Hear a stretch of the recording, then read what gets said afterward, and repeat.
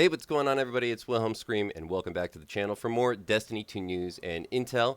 Today is our weekly reset, and with it, a whole bunch of new activities and new topics to discuss.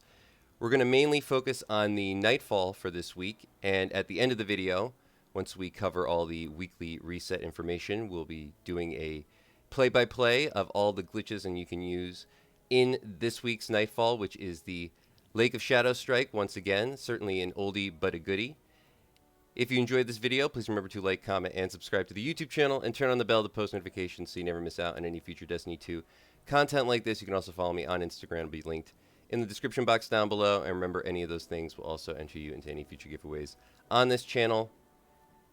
And stick around till the end of the video for the secret hashtag you can leave in the comment section to be entered into that next giveaway a second time for this video. And remember, we do those on all videos, and we do a giveaway every 1,000 subscribers, so you never want to miss out. When we reach 100,000 subscribers on the channel, we'll be giving away a new console or a video card if you play on PC. You can also leave a comment down below on any of your thoughts on any of the topics of discussion in today's video or anything I might mispronounce. So this week's featured weapon from the Nightfall and the Adept version for the GM Nightfall is the Wild Style Grenade Launcher, which is much better than most people would think. And also now we have the Lotus Eater available to farm if you were able to complete it last week and unlock it through last week's Nightfall. As I said, the Lake of Shadows is a very short strike, a very easy one, as it's one of the oldest ones in the game, and there are tons of glitches that you can use in this strike to help farm even as a solo player if you're trying to complete this on GM difficulty or any level difficulty. The video and play-by-play you'll see at the end of the video will be in the GM difficulty from this afternoon. So good luck farming. And as I said, even if you're solo farming on the lower level difficulties, it's a very worth the farm just for the endgame mats. Things like Ascendant Shards, Enhancement Prisms, Enhancement Cores, and whatnot. We still have Guardian games going on this week, so make sure to pick up anything you want from here. If you are doing the Nightfall, definitely pick up the Nightfall card, which I believe is right here. It's one of these two. Or no, excuse me, maybe it's... Where's the Vanguard card? One of these. Not sure why it's not showing. Maybe I already have it, I think. Over at Banshee 44. For today's weapons. And these weapons will remain for the entirety of the week, but the roles will change. Couple of craftables, but nothing really to stand out. Let me know in the comments down below if you plan on picking any of these up, if the role is something you were looking for.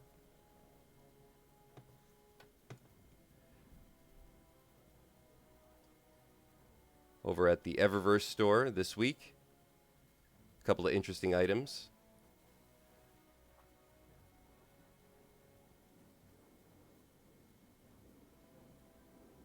Down on the Bright Dust page, we do have an exotic ornament, the Triumph for the Heir Apparent. We also have the Half Volley Shell, one of my favorites.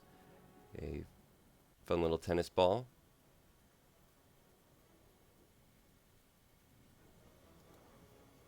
This ship looks pretty cool. All Guardian games themed.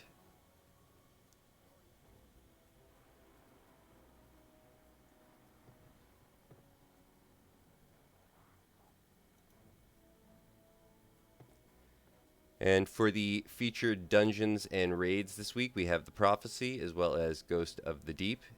The exotic mission is the Operation Seraph Shield, excuse me.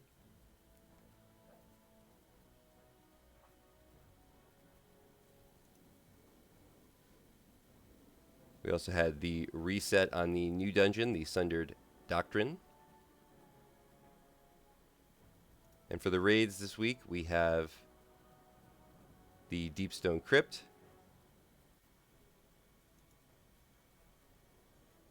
and we have Root of Nightmares. We also should have a new story beat over in the last city for Act 2.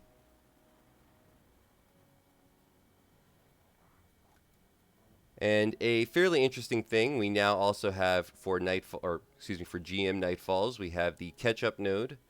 So if you haven't done any of the previous week's GM Nightfalls, you can now do all of them through the select screen. So if you're looking to just farm out wild style, there might be a easier strike that you would like to farm, although I can't think of an easier one currently than Lake of Shadows. And an interesting glitch with this, if you didn't notice earlier today, we had an unscheduled downtime maintenance. That was because now that we do have the selectable node, apparently we are getting a new strike in Act 3. That's not a surprise. People knew that. But it is the Sunless Cell strike from D1 returning. And it was available through a glitch through the selectable node. So some people were actually able to do the new version of the Sunless Cell strike.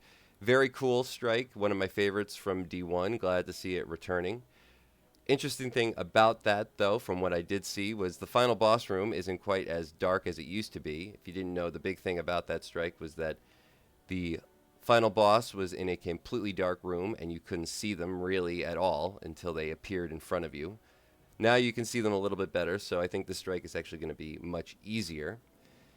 Hopefully we get it as a GM in Act 3, as I think it'd be cool to farm out. I'm sure we will, as it was in the rotation. Hopefully it being in the rotation wasn't a glitch itself, but in any case, good luck farming out the Lake of Shadows this week. The champions are Barrier and Unstop. The threat is Arc. We have a Void Surge as well as Arc Surge and overcharged machine guns. And now I'm going to cut to the gameplay for Lake of Shadows, and we'll do a play-by-play of all the glitches therein. We're not going to go through the whole strike, just the points that I think are the most important and probably the most challenging. So the mini-boss, the Tormentor, as well as the final boss. And now on to the Lake of Shadows strike on GM difficulty. And a big shout out to my buddy Lord Sinister as well as Dez for helping with the gameplay today. The first area, which I think is going to give players a lot of trouble, is the mini boss. But there's a very easy cheese for this area. All you have to do is run off to the left side of the room from where the boss actually spawns in and jump over this railing. Now you don't want to go too far out into the water behind me, as there is a turn-back barrier if you go too far, but so long as you stay fairly close to the railing, not only can you mitigate all add damage from this spot, but also all the boss damage, as all the blights that the boss shoots out will get stuck on the railing.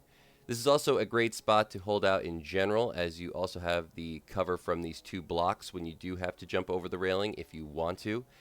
Using any damage over time effect on the boss is probably preferable. I was using Anarchy, which is incredible at the moment, so I suggest everybody use it.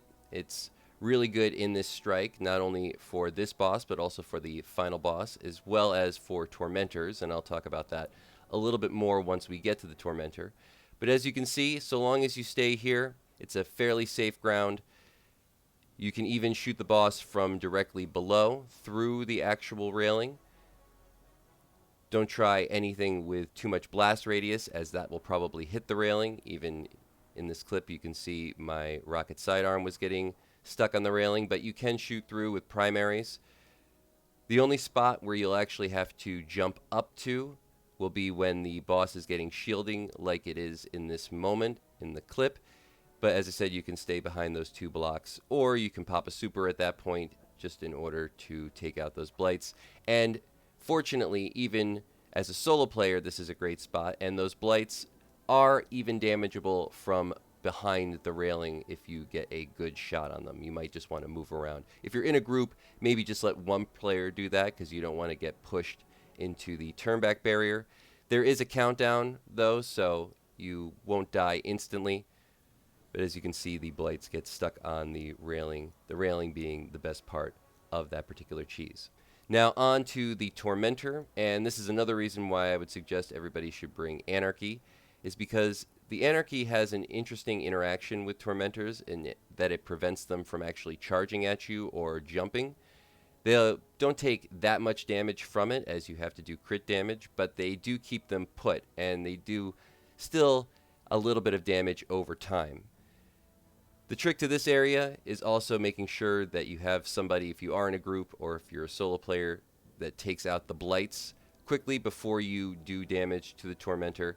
So I would suggest if you're a solo player, maybe hit him with a couple of anarchy shots to slow him down, then take out the blights, then continue to do more damage.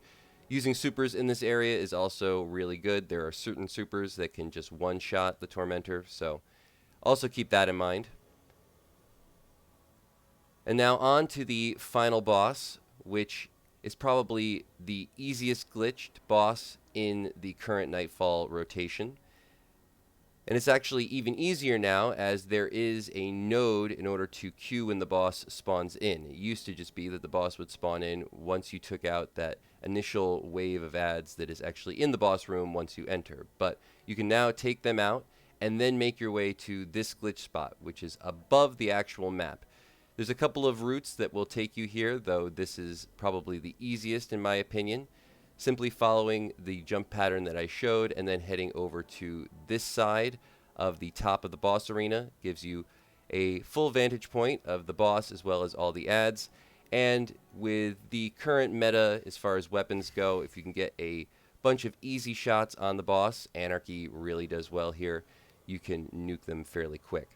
Being up here just keeps you from getting killed easily, and if you have one player up here, it'll probably be a huge benefit to any fire team. If you can have more, that's even better. Now you can still die up here if you're not paying attention. The boss will shoot up here, and the fire damage does bleed through the edge of the arena a little bit, so you just have to pay a little bit of attention. You'll see at one point in this clip my teammate does get a little cooked, but overall a fairly easy spot to finish off the boss. And like I said, so long as you have one of your fire team up here, you can just get the boss low, save your supers, and then jump down and complete the actual encounter fairly simply. And that's going to conclude all the information for today's video. Hopefully you found something in this video helpful. Please remember to like, comment, and subscribe, as I said before. You can also follow me on Instagram. It'll be linked in the description box down below. Anything I might have mispronounced or any comments on any of the topics of discussion will also be an entry into the next giveaway. Remember, we do one every 1,000 subscribers. You never want to miss out. And once more, I am Wilhelm Scream. Good luck farming this week's Nightfall, as well as any of the other activities you might be interested in. Tune in for more updates, as I'm sure there'll be a ton later this week. And once more, I'm Wilhelm Scream. Thanks so much for watching again. And of course, we will see you next time.